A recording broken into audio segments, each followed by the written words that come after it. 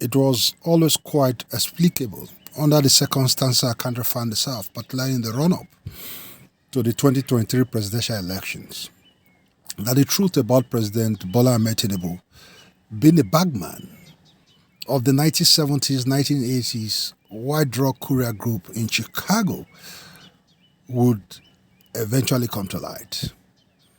Just a few hours ago, a section of Nigerian media began to report the news of the order granted by a U.S. court ordering the FBI to unveil or to release the record or information that it has on Tinubu's connection to this white drug courier group in Chicago.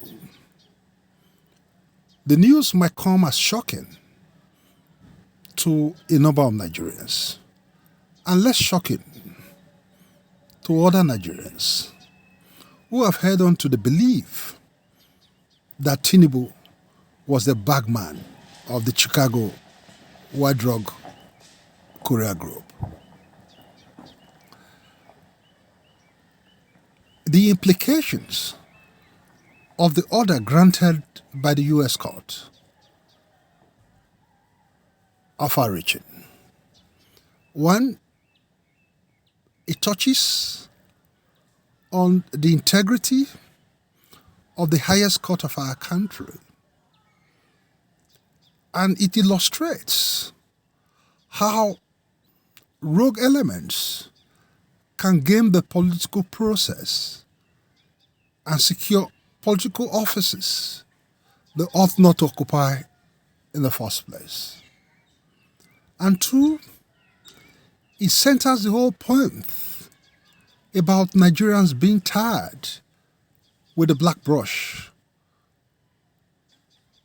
of corruption. And three, more importantly, it has implications on how nations of the world would relate to our country, knowing that the occupant of the highest office, constitutional office in our land, is tainted by allegations of his being connected to the Chicago white drug courier group.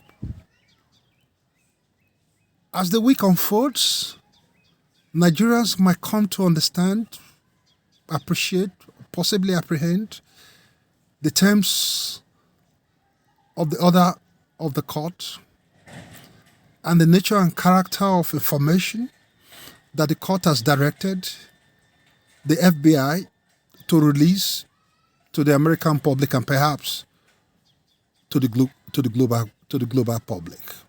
And more importantly, if the information is released and it's established that Tinubu had connections to the white drug courier group of Chicago of the 1970s and 1980s with Agbele and Akande, two individuals who have been established as having connections to President Bola Ahmed Tinubu, the information will provide some ammunition to opposition forces that are presently arrayed against President Bola Ahmed Tinubu.